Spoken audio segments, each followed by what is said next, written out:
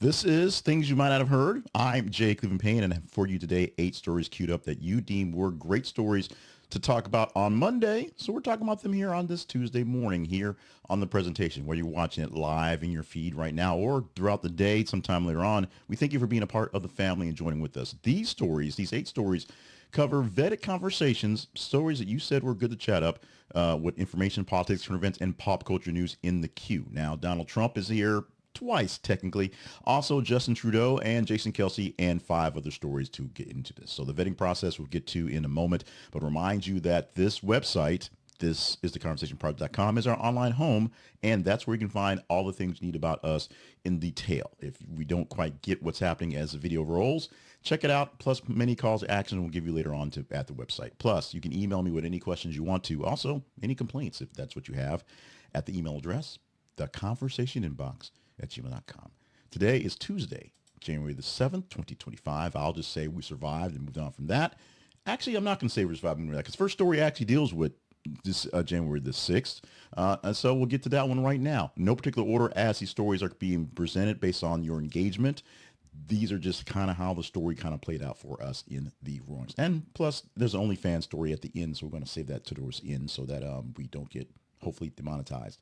We're hoping for that. Let's start off with the first Trump story. That's not the Trump story. It's actually a Kamala Harris story. It's our swan song, if you will, from her presidential run, as Donald Trump is officially given the victory certified by Congress, led by the Congress and the president of Congress of the day, Ms. Kamala Harris, the lady from California. On yesterday, the U.S. Congress actually officially certified Donald Trump's victory in the 2024 presidential election, with Vice President Kamala Harris, who won the Democratic presidential nomination, presiding over the joint session of the House and the Senate, and announced a final electoral count vote of 312 to 226, Trump over Harris. The certification occurred on the 4th anniversary of January 6, 2021, the day of the Capitol riot. And we're going to call it that because it was what it was. That's when supporters of President Donald Trump, then president, on his way out for Joe Biden, attempted to disrupt the Electoral College vote. They had one plan, would fake electors to come in and say the wrong things. The other one was plan B, where people just stormed the Capitol and delayed. In which case, we know what happened. I had a video yesterday about what happened. You can see it from whatever side of history you want to. Joe Biden emphasized on the day that the importance of remembering the events of 2021 were important, to remember them as they happen and not downplay what actually people are trying to do here. Also, Kamala Harris saying something similar. In the meantime, our 47th president will be Donald Trump, who will take the office as he takes his oath on January 20th, 2025, literally about 13 days from now. A lot of things happening, including the pardoning of individuals convicted in connections to the 2021 Capitol riot. While he doesn't say everyone gets a pardon, many people will probably get off for this crime. I said crime. Not quite getting off for a crime because he wasn't going to, because it's still in the books, but the actual sentencing may not be delayed because Donald Trump can't seem to figure out how to get this one done or undone before he becomes president. The judge in the case for the hush money trial in New York has denied the request to delay the sentencing past the 10th of January, because past the 20th of January, he'll kind of be busy. But right now, he has to make time for things that are important, like this case where he has been indicted, and they're just waiting for the sentencing for this one. Judge Juan Merchan denied the request to give a delay for the hush money payments against Stormy Daniels. Legal team sought to postpone the pursuit and appeals and things like that going forward. One citing the presidential immunity thing that essentially says he can do anything he wants to, even though this was before he was president, trying to be president, so that's all on there. Here's the sort of silver lining, if you want to get that one. The judge labeled the motion of repetition to previous arguments and ordered the sentence to be scheduled for January 10th to be done. In the case of around $130,000 payment made to Stormy Daniels on behalf of Donald Trump to sort of hush the point that they had an affair, 34 counts, yada, yada, yada, all that stuff happened. Judge Merchan says he's basically going to, not give a sentence. Best thing is just say, we're done with this. It's in the books. We got this, President Trump. Thank you so much for your time in the court case. We just need to sign the paperwork and be done with it. And most of that is a sort of slap Trump on the hand, if you will, for not being civil in court, but also recognize that the game is over. It's not worth pursuing. This little bitty thing based on what happened with the larger electorate just isn't worth the effort. So let's finish the paperwork like we should do and move on. Like we said, if we push everything past the 20th of January, then what doesn't go away, we'll talk about that in our teaser story today, definitely gets squashed and pushed aside for at least 4 more years, where who is going to care? And maybe Donald Trump may not be here. I'm not putting any will on that one, but the man is up in age and the president. So there's all that going on.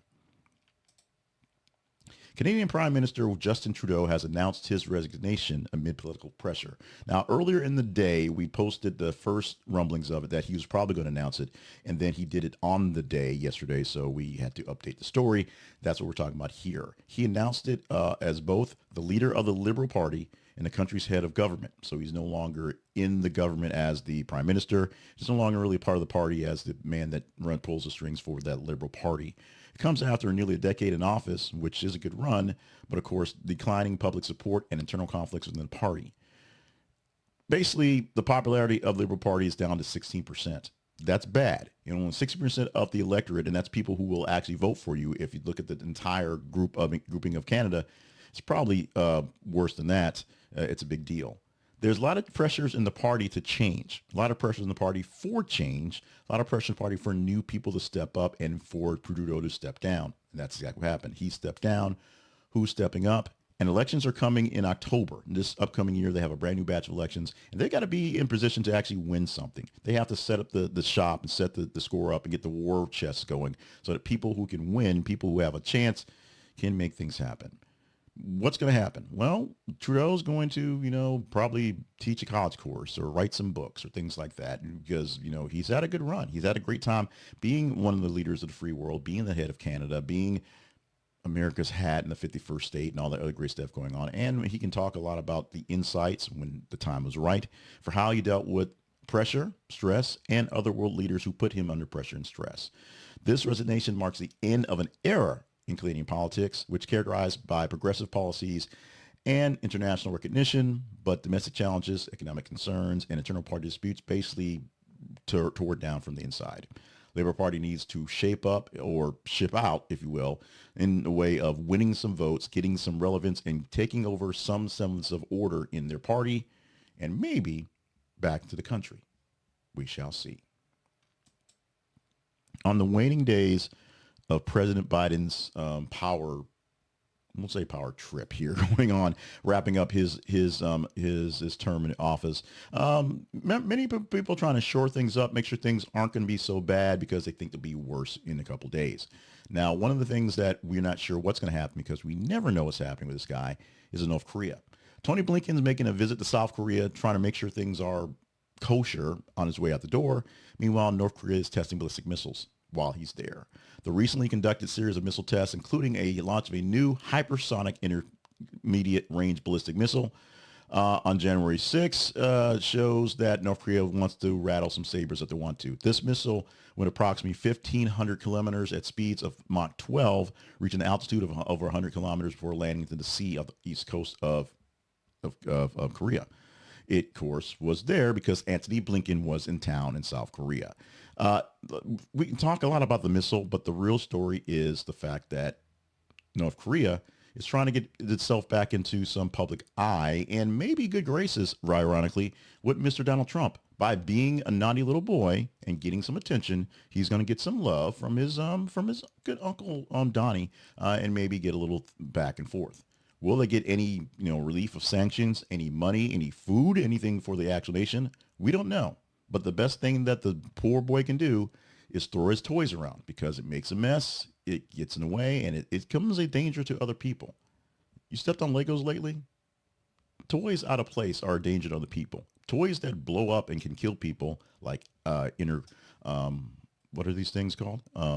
Hypersonic intermediate range ballistic missiles, IRBMs. Yeah, those are bad. So while Blinken is trying to make sure things still pretty good on the way out the door, it doesn't really matter. It really is about what's going forward with Donald J. Trump. Let's go forward in just a moment with more news stories, 4 more stories that you deem as a conversation. But first, Quick break for hydration. Those listen to the audio, it always gets weird here. But we're going to ask you at this point to like, share, and subscribe to the works that you're seeing, or if you're listening to the audio, you're hearing, because it's there as well.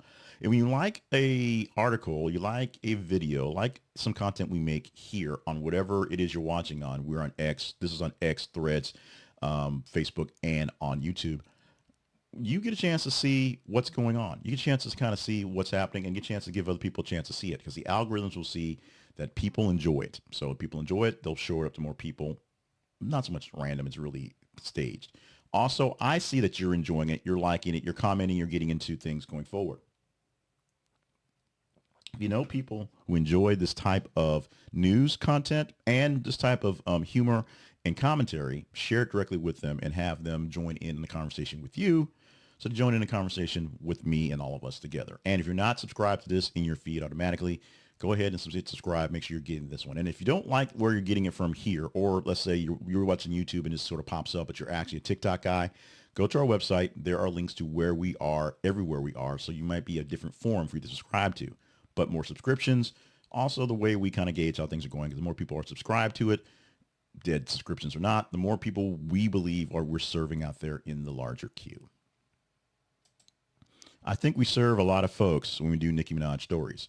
It may not seem like it's in our demo. My demo is basically 45 to 65-year-old dudes.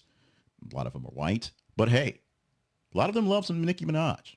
Shout out to my boy, Doc Washburn. And Nicki Minaj is in the news for something that's really, really pressing right now, legal battles. She right now is apparently avoiding an arrest warrant following assault allegations. The allegations are there, but the sort of overhype of putting her in jail for the arrest warrant before things go to court, not happening. It's just like she's basically got out of that. This stems from allegations from a former manager named Brandon Garrett.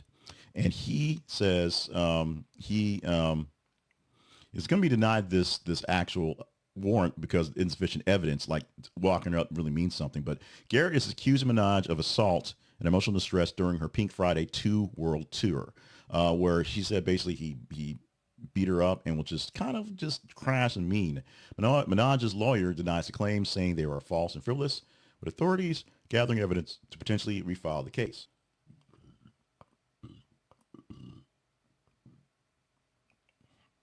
As I say, and you'll see more about when we get to the teaser part, this is based off your engagement, stories that you guys get into, stories that we put on our feeds, and you guys engage in, that tells me that people are interested in.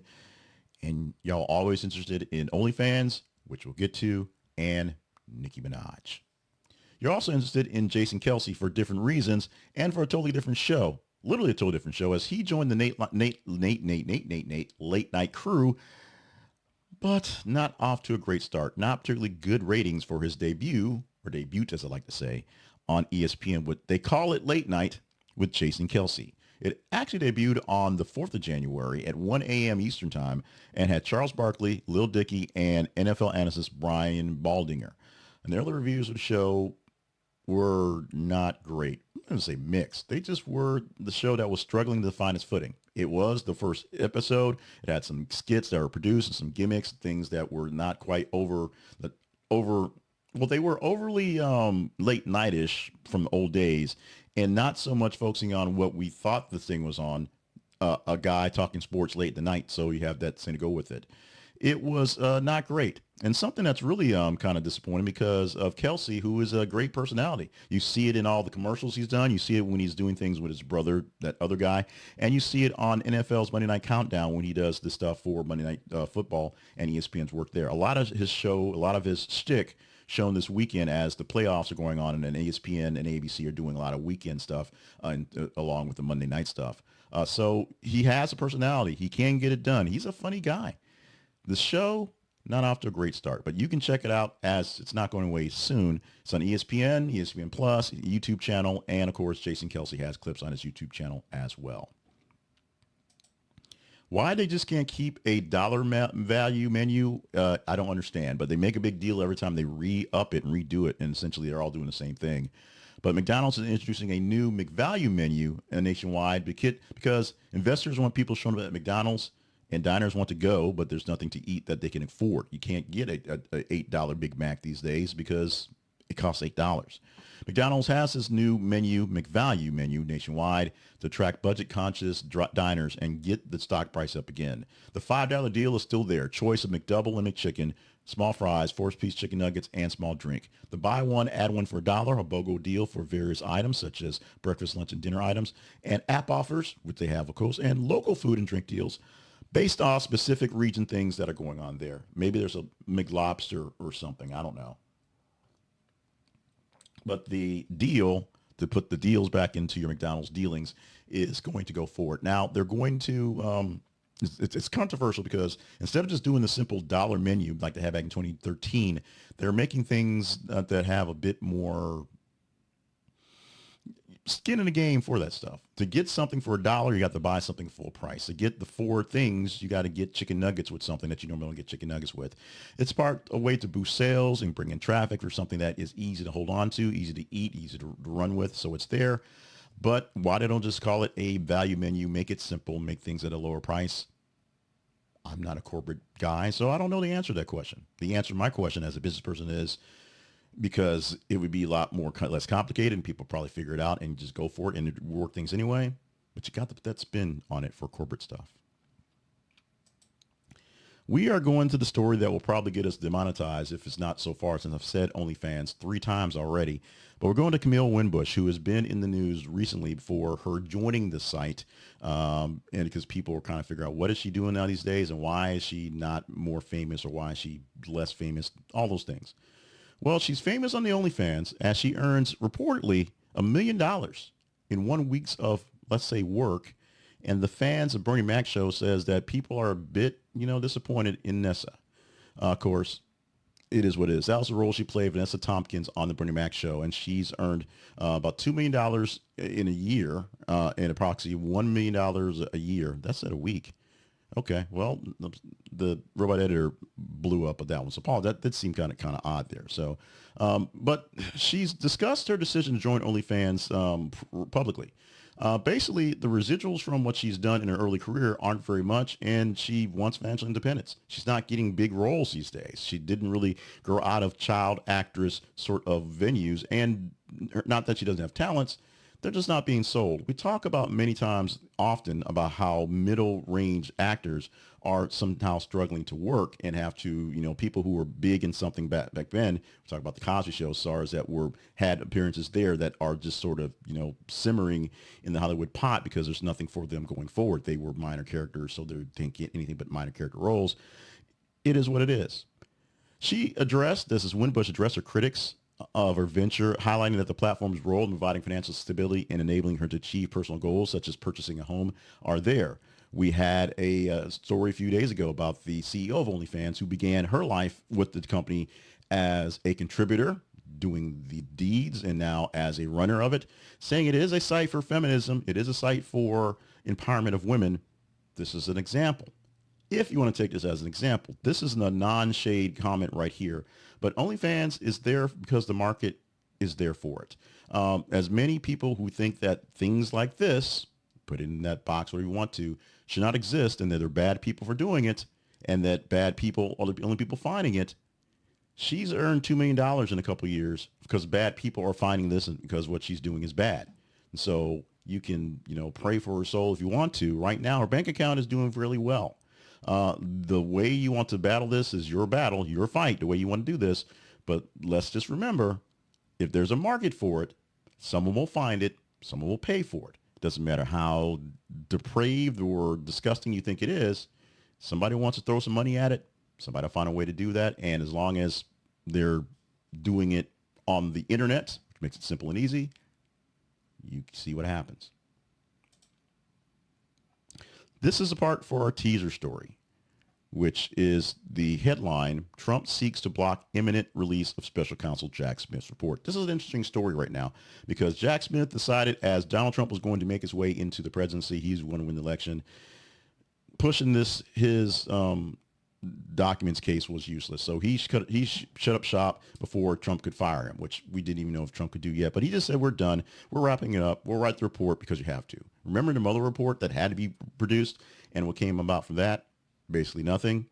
The same, basically nothing's going to happen from this one. However, Trump doesn't want that report published. He doesn't want them to see it, much like Matt Gaetz, who dropped out of the Congress so that he could get out of seeing his report published, which it was anyway. Trump wants the same thing happening for this one, although he's not giving up the presidency to not get it published, if you can see what's happening. Trump's lawyers are blocking the case because essentially they're saving the defendants, the other co-defendants in the issue, because nothing's happened to Trump, but it could bias their trials, which may still go on. Do you want to talk about this one? Jack Smith's final attempt to get the word out on Donald Trump, which is at this point useless. Let us know. Email the conversation inbox with what you think about this one. But the real way to make this thing work out is to simply just engage in the story.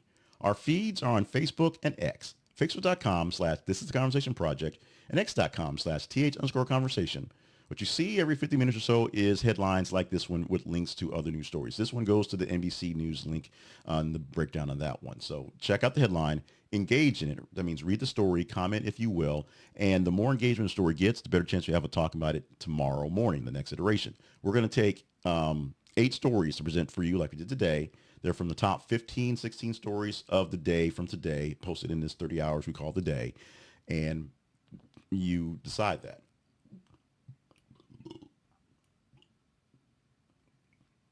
So you go through the stories you have, you engage in them. We take the top 15, 16. We'll pick 8 of them, put them in an order, and present them to you just like this. We also present for you, just like this, our sponsor. And today we're going to Sports Integrity. And we want you to check them out because the gifts giving season is never over. And right now is a great time for picking up those big gifts or getting someone for that sports fan you love, as we are in playoff football time. We are in playoff football for college football. We have about a week before they go back to the college championships and getting those finished. And then we have, of course, playoff football this week, the wild card weekend for NFL football.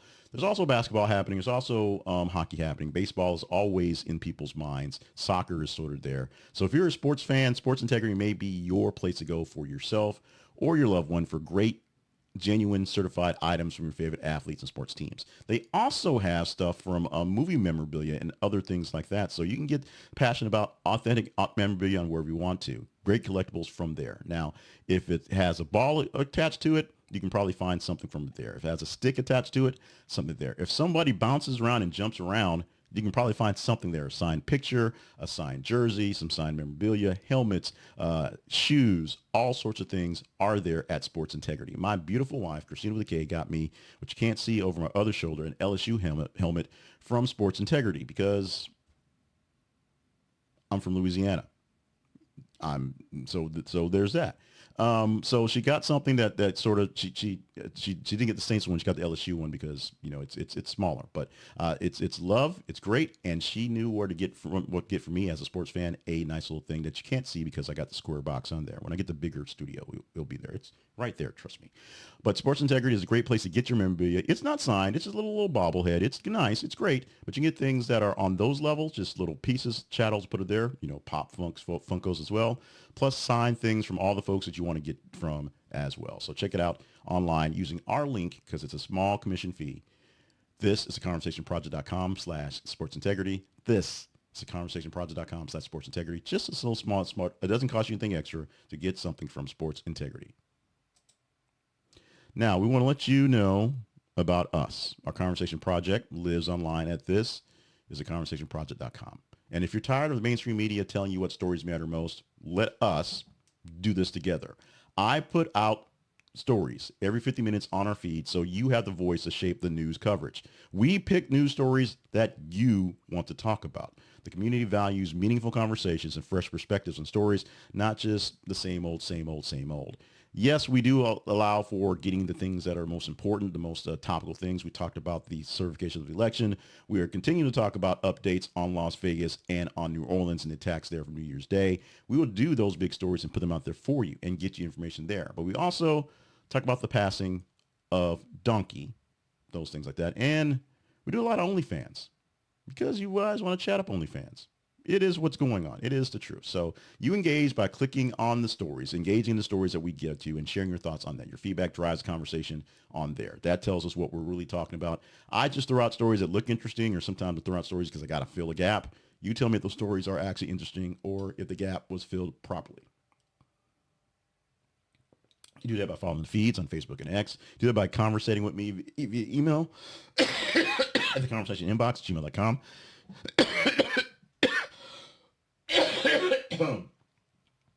Do it by hanging out for these things here, chatting up live in some of the things going into discussion here. So it's that simple. The Conversation Project lives online. Consider checking out some of our sponsors. Consider being a partner. Consider hanging out more with us at the Conversation Project.